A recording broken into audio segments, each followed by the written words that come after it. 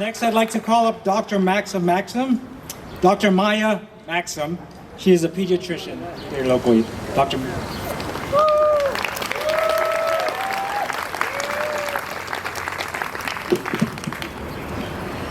Aloha mai kako.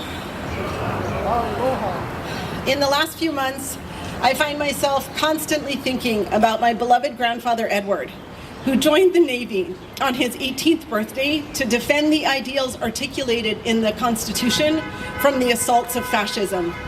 He lived into his 80s, but when he joined the Navy, he didn't expect to see his 20s.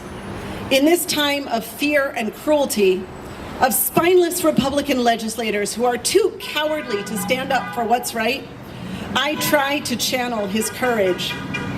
Like you, I go back and forth, sometimes hourly, between rage and grief at the abuse, corruption, and wanton evil being unleashed on our communities. When I took the Hippocratic Oath nearly 2 decades ago, I promised not only to use rigorous scientific evidence to provide excellent care, but also to treat my patients with respect and compassion, and to refrain from perpetrating harm on anyone who trusts me with their care. Unfortunately, too many of those who hold power today in Trump's corrupt regime believe in no such promise. They are delighted to cut life-saving services from working people so billionaires can take a tax deduction on their private jet. The recent reconciliation bill cuts $1 trillion from Medicaid. This will directly harm millions of people, not just those on Medicaid or Quest for those of us here in Hawaii, not just those who will lose their coverage through the ACA, but also folks living in rural areas, folks whose medical costs will go up, folks who will lose access to care, which may well be all of us. Rural hospitals are at risk of closure, including hospitals here in Hawaii. Community health centers are under threat. According to one recent study, these cuts will cause approximately 10,000 excess deaths per year across the country. Here in Hawaii, we know what happens when Medicaid is taken away. Our Micronesian brothers and sisters saw dramatic decreases in health and tragic increases in mortality during the years that Medicaid eligibility was unjustly taken away from them. It's not just Medicaid. They are attacking science, chipping away at access to life-saving vaccines, and interrupting cancer research, while blocking regulations that keep dangerous toxins out of our environment. They are cutting food benefits, the very support that is supposed to keep our keiki fed and our kupuna from having to choose between paying rent and buying food. They're going to keep attacking hardworking immigrants, denying that health equities exist and that diversity makes us stronger and richer. They will keep demonizing trans kids who are just trying to live their lives and receive essential medical care without interference.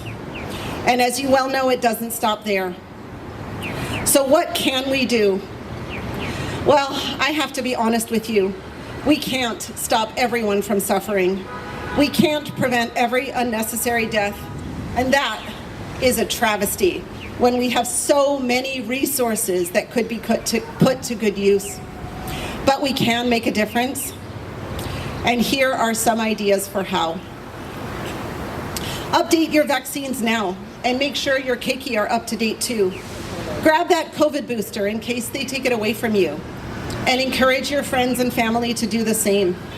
If you have questions about vaccine safety, and I understand that many people do, talk to your trusted primary care doc and read reliable resources, not disinformation. Read resources like the website of the Vaccine Education Center at Children's Hospital of Philadelphia, one of the country's premier children's hospitals. Encourage everyone you know to get up to date on recommended screening like mammograms, colonoscopies, and pap smears. Contact your state legislators and let them know what matters to you. Track and support bills during the next legislative session that will help to soften the blow. Keep calling your federal legislators and thank them when they vote for what is right. Check on your neighbors who are being directly targeted by this cruel regime and let them know you care. Tell your trans friends that they matter, that they are precious and beautiful.